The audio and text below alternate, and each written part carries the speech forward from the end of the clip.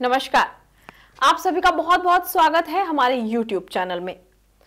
दोस्तों, आजकल की जो सबकी दिनचर्या है वो बहुत ज्यादा व्यस्त रहती है और लोगों की समस्याएं भी उसी प्रकार लगातार दिन पर दिन बढ़ती जाती हैं।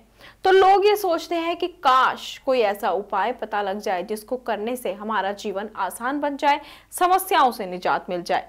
लेकिन कुछ लोगों की समस्याएं इससे बिल्कुल विपरीत और हटकर होती हैं।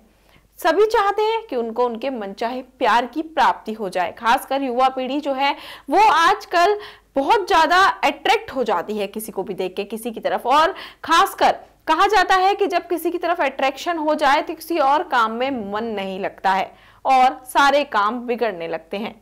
तो आज मैं आपको बताती हूँ कि कैसे आप अपने मन चाहे प्यार को पा सकते हैं, कैसे अपने भटके हुए मन को शांत कर सकते हैं, किस प्रकार से आप अपने प्यार का वशीकरण कर सकते हैं।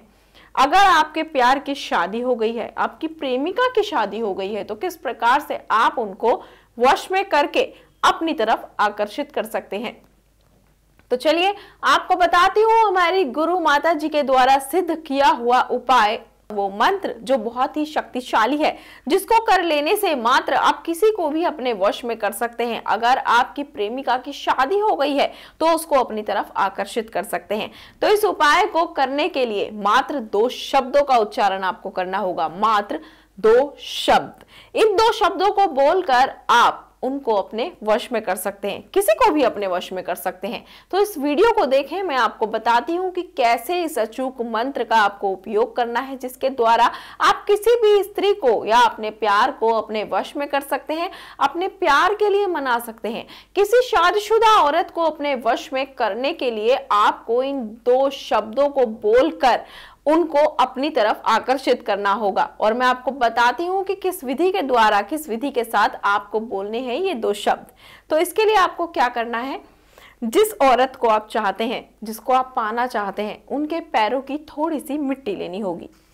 इस तरीके से उनके पैरों की मिट्टी ले ले।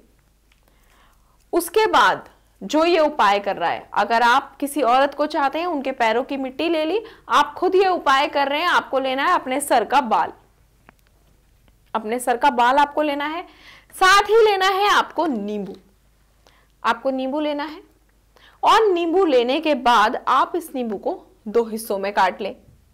साथ ही आपको लेना होगा लाल धागा। तो चलिए फिर से आपको एक बार बता देती हूं, जिस औरत को आप वश में करना चाहते हैं उसके पैरों की मिट्टी, अपने सर का बाल, 1 नींबू, लाल धागा, इन सामग्रियों का आपको इस्तेमाल करना होगा। और सबसे पहले नींबू को काट लें।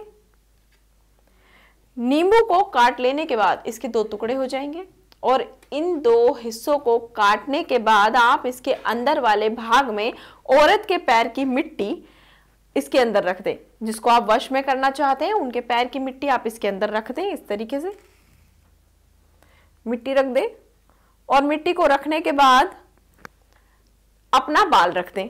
अपना बाल रखने के बाद इसको वापस ऐसे जोड़ दें और ऐसे जोड़ने के बाद धागा ले लें और इस धागे से इस नींबू को बांध दें।